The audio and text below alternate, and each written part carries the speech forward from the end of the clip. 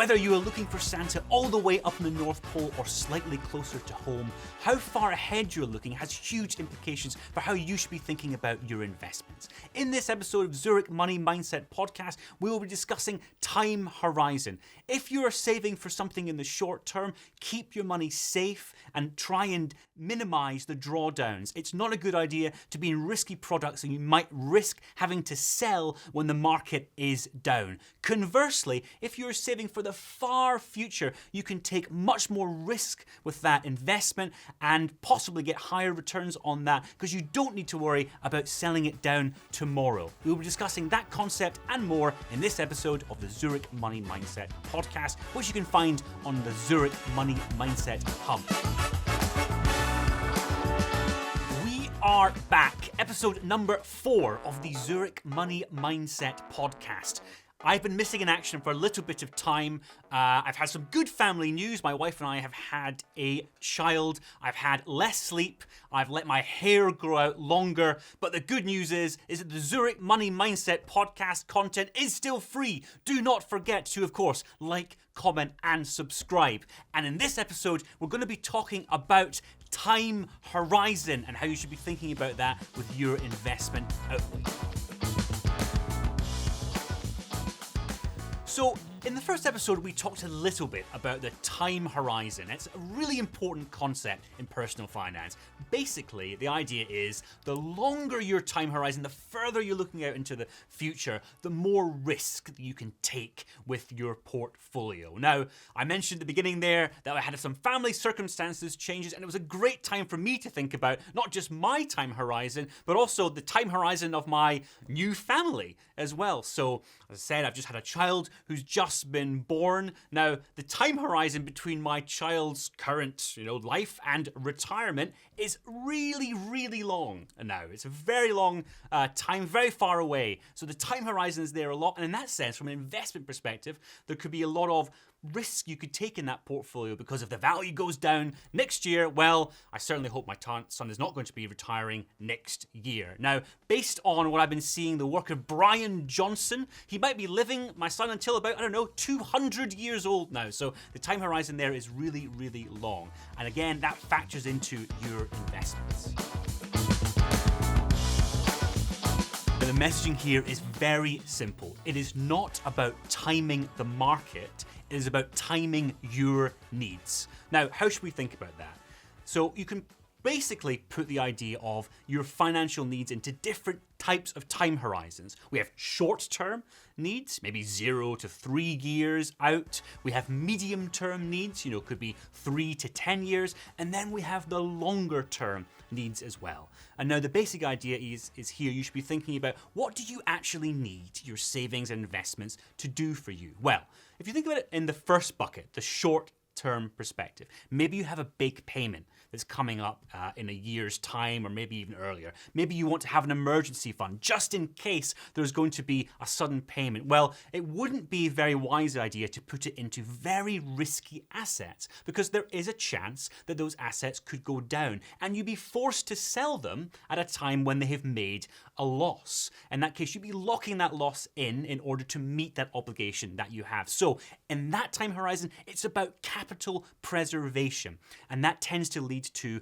less risky, maybe slightly lower returning investments generally in the framework. So it may be in cash investments, in high quality fixed income savings style products. If we move to something like the medium term outlook, a classic example there might be if you are a parent whose child is slightly older than mine, perhaps you're looking into university or college or education funding in the future, in the coming next few years, 3 to 10 years. Well, you can afford to take a little bit more risk in that sense. That money is not due immediately or in the short term. And in that sense, when we think back to our original framing, there was the conservative portfolio, the medium-term portfolio, the balanced portfolio, or the aggressive portfolio. You can shift that slightly more towards the more aggressive portfolio because, again, that money is not required immediately. And we know there tends to be that relationship with the more risk that you take, the higher returns you get as well in finance. That's a key 101. And in the very, very long term here, we have things like the retirement, whether it's as I mentioned, my son potentially living to 200 years old. That's a very, very long-term horizon. Of course, that's a slightly ridiculous thing to say here, but the point is, the longer your time horizon is there, the more risk you can afford to take. And what that really means is you're more likely to be able to have more of your investments in products like equities, stock markets, rather than in that high quality fixed income government bond style of investments. Now, another point I want to make here is, and everyone knows this, but guess what? Your time horizon is not necessarily fixed. Life changes and things change. In that sense, you need to be flexible about how you think about these things. For example, perhaps because of your educational or job opportunity, you are deciding to move somewhere else than you were previously, in which case maybe some spending commitment that you thought you had in the future in that location has changed entirely. It's been brought forward. The amount is changed. So you have to have some level of flexibility around these things. It's very important to be flexible in that sense as well. The other thing is, and this is from a psychological perspective, the movement of markets themselves. As I said, there is the concept of risk. Prices go up and prices go down. The riskier the assets are, the more volatility you find in that. But you tend to find in classic natural human behavior that people's own time horizon shifts depending on how markets have moved. Now, what do I mean by that?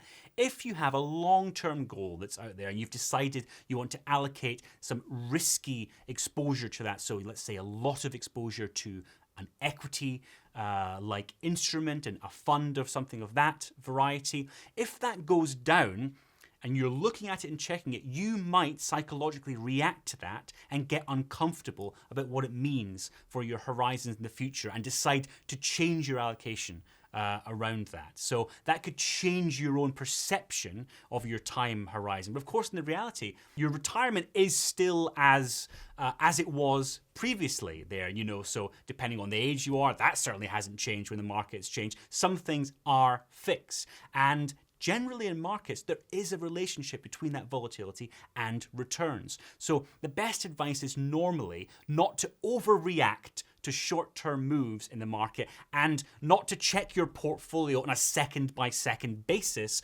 particularly if you are in the riskier styles of funds.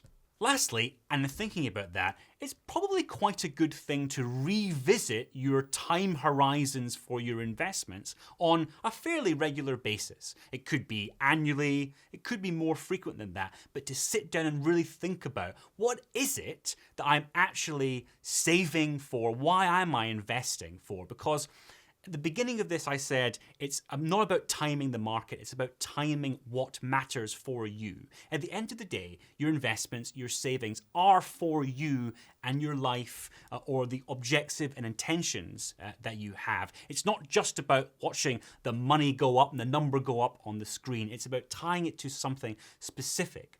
So just to wrap up here in this slightly more efficient version of the Zurich Money Mindset podcast, it is about not timing the market, it's about timing your needs. The longer your time horizon is, the more you can afford to take risk in your portfolio. You should really be thinking on a regular basis, as I said, perhaps annually, at what your actual goals are, your financial objectives, and tie your investments with those directly. And that can really help you evolve your better money mindset.